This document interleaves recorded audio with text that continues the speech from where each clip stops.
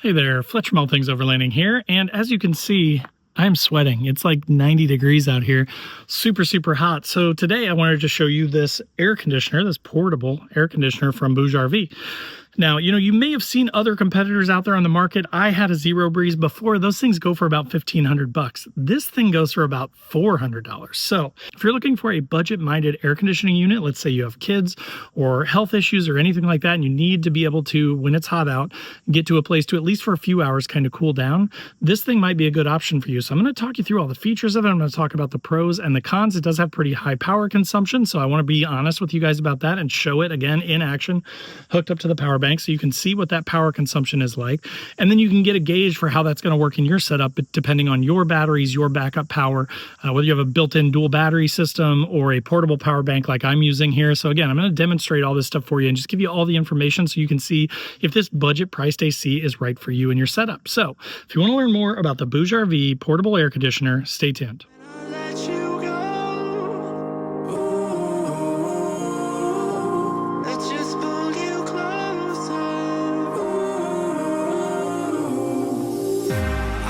Understand where it came from, but you got it, my got it. It began in the land of the sandstorm. I fought it, though I wanted everything to do with what you give to me.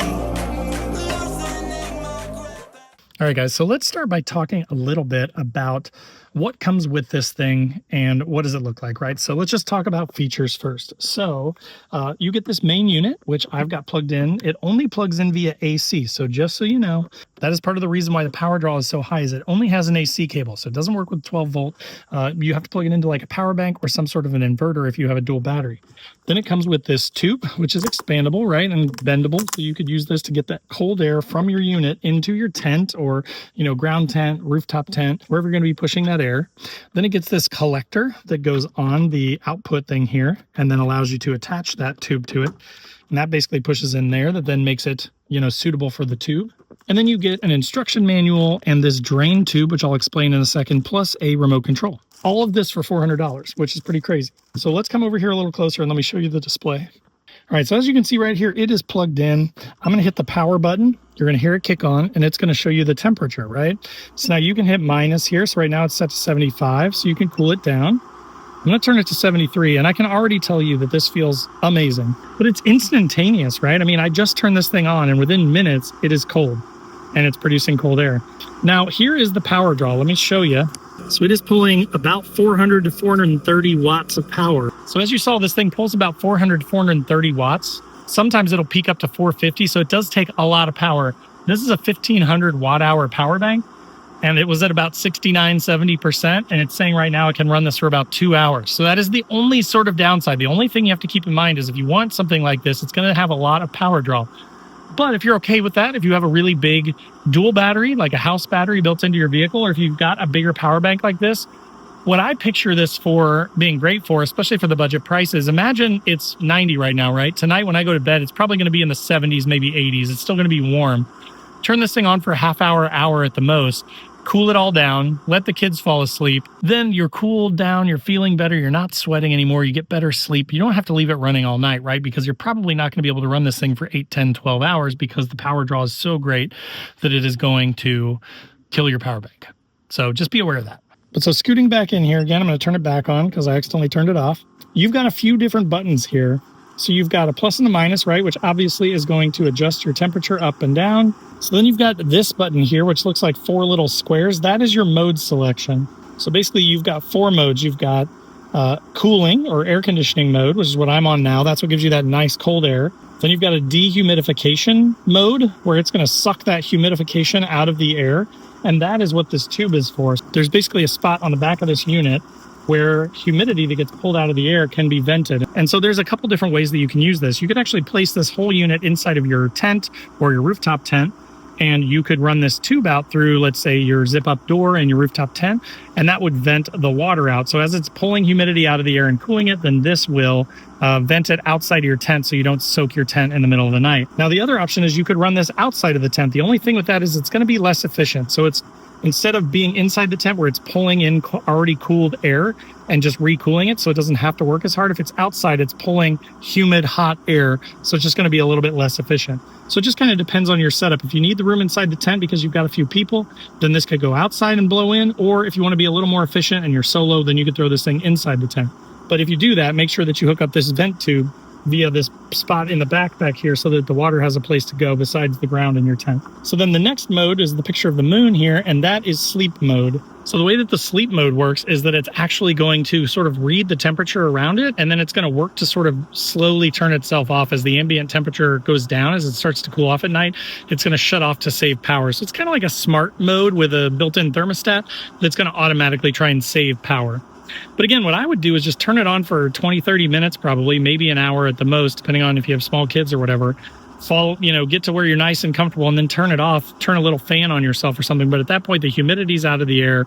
You feel better. You feel more rested. You can get to sleep easier, right? The air has been cooled and you don't have to run it all night and tank your battery. So now another thing to point out is that the fourth mode here, there's dehumidification, there is sleep mode. This is the one with the rocket is basically like high fan, cold temp mode. So this is if you're really hot and you want to cool down really fast, you could run this for a short period of time. As you hear it, it's really blasting now. And it's turned down to 61, which is probably the bottom. So it's turned way down and it is blowing cold air and it feels frigidly cold. It's so nice. So if you really want to get cold quick and just run it for a short period of time, use that. But as you see, that definitely bumps up the power usage. So we're at almost 500 watts there in the turbo mode. So I'm going to kick it back to the AC mode because that's my favorite. Now you can set a timer. So you could hit that timer button and then you can adjust this by minutes. Let's say that it's outside of your tent. You could turn this thing on and say, hey, in 15 minutes, turn yourself off. And then it will automatically turn itself off in 15 minutes. So then another thing to point out is you also get this remote. So again, let's say that this thing was outside of your tent and you wanted to turn it off. You've got a power button here. You can hit that and it will turn it off just like hitting the power button on the unit. You can hit the timer button and then up and down, and you can adjust that. You can adjust your fan speed on here. You can change the mode. So you've got your cold mode, you've got your dehumidification or dry mode. You can just hit mode and it will cycle through them. You can hit sleep mode and you can hit fan. And so this gives you some control over it. Now it is infrared, so you have to point it at it. So you do have to have like line of sight to the unit to use the remote. But again, it's better than nothing. If you are, especially like in a ground tent is what I'm picturing, or let's say that you were in a rooftop tent. If you're up here in this rooftop tent, what I've kind of been thinking about is putting it on top of my roof rack there in the front of the truck and then just running it through my tube port here in the side.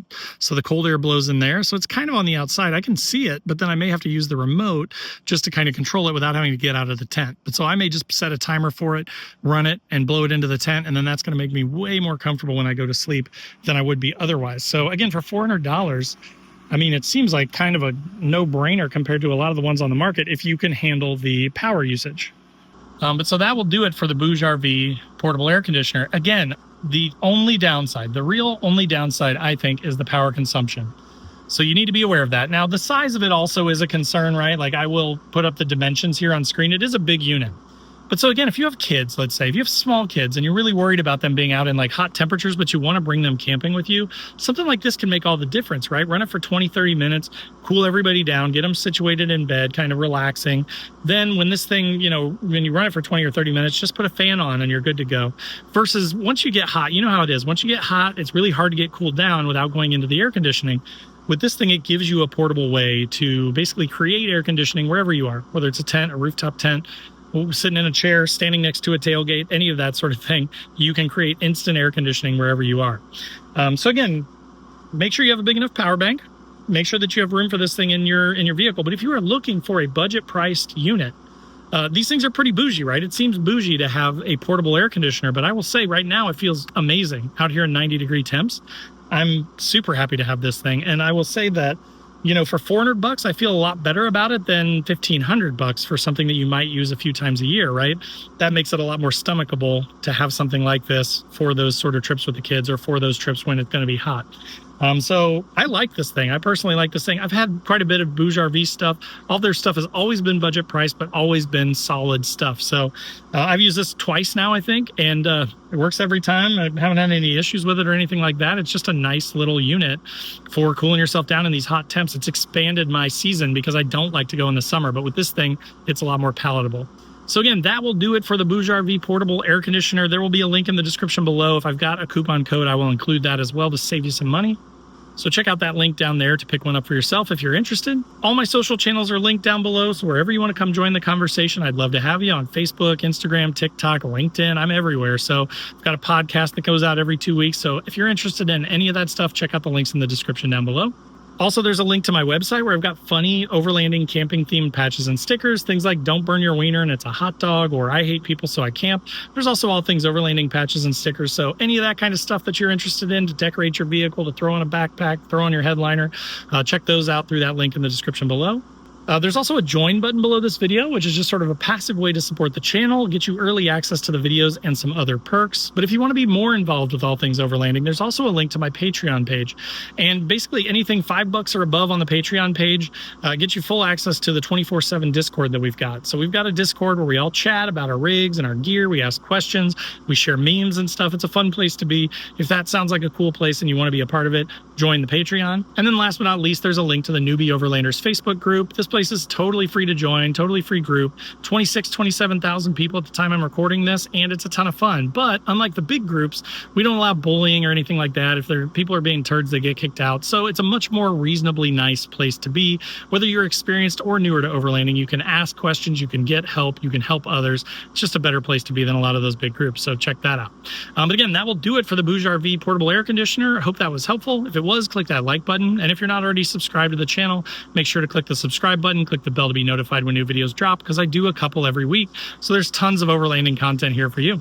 So again, thanks so much for watching, and we'll see you next time.